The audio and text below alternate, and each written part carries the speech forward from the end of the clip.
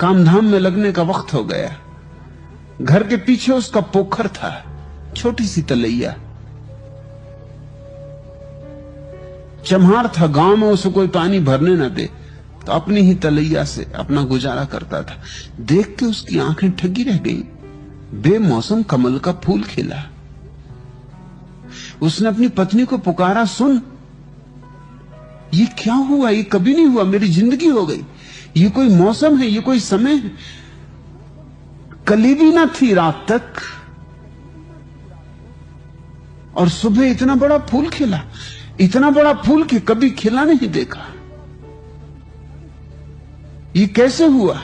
उसकी पत्नी ने कहा, हो ना हो बुद्ध पास से गुजरे होंगे, क्योंकि मैंने सुना है जब बुद्ध गुजरते हैं तो असमय फूल खिल जाते हैं। सुदास हंसने लगा। उसने कहा कि पागल, यहां कहां बुद्ध गुजरेंगे? इस चम्हार के झोपड़े के पास से कहां बुद्ध गुजरेंगे? उसने आसपास खबर की, पता चला कि यह सच है। सांझ ही बुद्ध का आगमन हुआ है, वो इसी रास्ते से गुजरे हैं और आगे जाके एक अमराई में रुके। तो सुदास ने कहा कि फिर क्या करूं इस फूल का?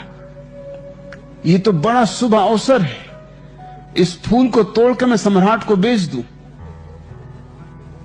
150 रुपए जरूर इनाम में मिल जाएंगे, क्योंकि असमय का कमल।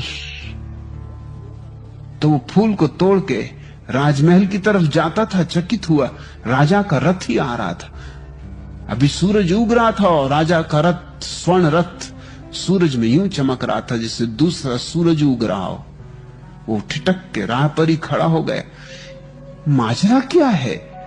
रात इस गरीब के झोपड़े के सामने से बुद्ध गुजरे, सुबह सम्राट का स्वर्ण रथ आ रहा।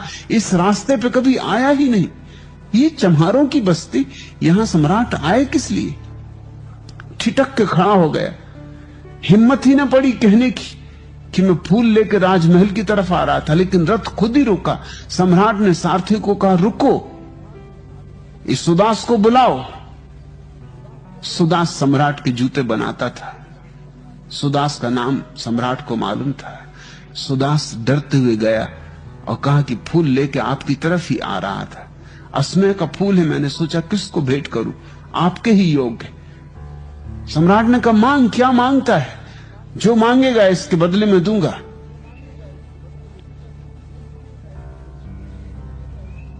सुदास ने कहा कि जो आप दे देंगे। नहीं, सम्राट ने कहा, तू मांग, क्योंकि ये फूल मैं बुद्ध को चढ़ाने ले जाऊंगा। तू जो मांगेगा दूंगा। बुद्ध प्रसन्न होंगे देखकर ऐसे असमय का फूल, इतना सुंदर, इतना बड़ा फूल कमल का। सुदास के गरीब मन में भी एक अमीर चाह उठी कि क्यों मैंने ही चढ़ा दूं जाके फूल। रोटी रोजी तो चल ही जाती है, मगर लालच भी मन में उठा कि आज सम्राट कहता जो मांगना हो मांग ले। लेकिन इसके पहले कि वो कुछ कहे, वो सोच रहा था कि कहूं 1000 हिम्मत नहीं बध रही थी कि 1000 स्वर्ण असरफियां मांग रहा हूं एक फूल के लिए। तो थोड़ा झिझक रहा था। तभी सम्राट के रथ के पीछे ही उसके वजीर का रथ आके रुका और वजीर ने कहा, सुदास बेच मत देना, मैं भी खरीदार हूं, मैं चढ़ाऊंगा बुद्ध को। और सम्राट तो औपचारिकता बस जा रहे हैं, इनको बुद्ध से कुछ लेना देना नहीं। जाना चाहिए इसलिए जा रहे हैं। मैं बुद्ध का प्रेमी हूं, इसलिए सम्राट को कहा कि देखें आप बीच में ना आए, आप प्रतिस्पर्धा में ना पड़े। निश्चित ही मैं आपसे कैसे जीतूंगा अगर प्रतिस्पर्धा हो जाए, मगर आप बीच में ना आए, क्योंकि आपके लिए तो सिर्फ औपचारिक है जाना, मेरे हृदय की बात है। सुदास तू मांग, जो मांगेगा दे दूंगा। सुदास ने सोचा जब बात यूं है तो अब 1000 असरफियां क्या मांगनी, 2000 असरफियां मांग लो। मगर उसकी जबान न खुले। 2 असरफियां मांगने में भी बात ज्यादा होती थी, 2000 असरफियां। और तभी नगर सेठ का भी रथ आके रुका। उसने कहा, सुदास बेचना मत, मैं भी खरीदार हूं। नगर सेठ तो इतना बड़ा सेठ था कि सम्राट को भी खरीद सकता था। सम्राट को जब जरूरत पड़ती थी तो उससे ही उधार मांगता था। और इस अकेले सम्राट को नहीं, आसपास के और बड़े सम्राट भी इस नगर सेठ से धन उधार लेते थे। कहते थे इस नगर सेठ के पास धन तौला जाता था, गिना नहीं जाता था, क्योंकि गिनने की फुर्सत किसको थी। तो फावड़े से भर भर के टोकरियों में असरफियां गिनी जाती थी। कितनी टोकरियां, कौन गिने 1-1, 2-2, ऐसी गिनती करने की फुर्सत किसको थी।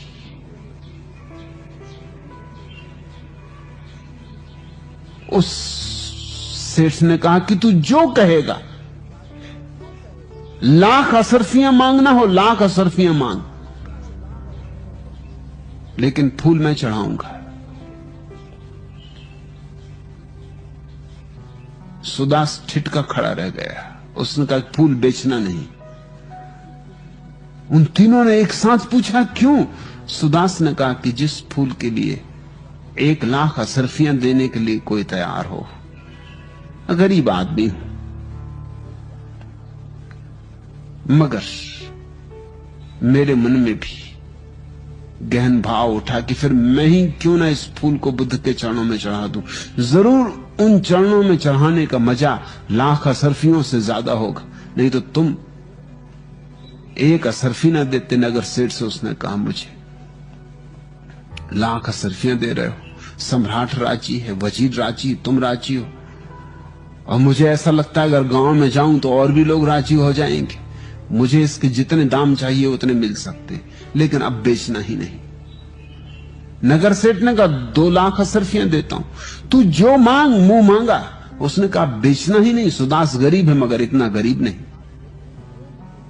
चमार है, काम तो चल ही जाता है मुझ गरीब का, जूते सीने से ही। ये मौका मैं नहीं छोड़ूंगा, ये फूल मैं ही चढ़ाऊंगा। और सुदास ने वो जाके फूल बुद्ध के चरणों में स्वयं चढ़ाया। और बुद्ध ने उस सुबह अपने प्रवचन में कहा कि सुदास ने आज इतना कमाया है जितना कि सदियों में सम्राट नहीं कमा सकते। पूछो इस सम्राट से, पूछो इस वजीर से, पूछो इस नगर सेठ से, आज इन सबको हरा दिया सुदास ने।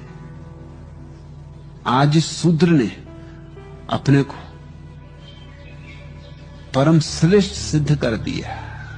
आज लात मार दी धन पर। आज इसका अपरिग्रही रूप प्रकट हुआ है। ये धन्यभागी है।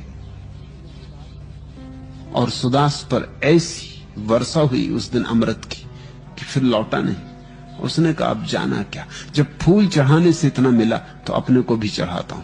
सुदास भिक्षु हो गया, फूल ही नहीं चढ़ा, खुद भी चढ़ गया। यूं कहानियां हैं कि असमय बुद्ध के पास से गुजरने से फूल खिल जाते। ऐसा होता हो न होता हो नहीं सकता ऐतिहासिक अर्थों में, क्योंकि समय कोई नियम नहीं बदलता। होना चाहिए मगर होता नहीं।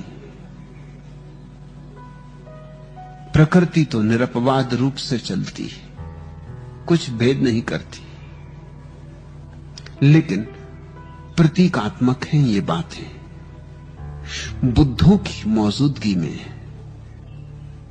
सदियों से निष्प्राण पड़े धर्म में पुनः प्राण की प्रतिष्ठा होती। जिस व्यक्ति ने स्वयं सत्य को जाना है वह धर्म को जीवित करता है। सिर्फ वही, केवल वही, उसके छूने से ही धर्म जीवित हो उठता है।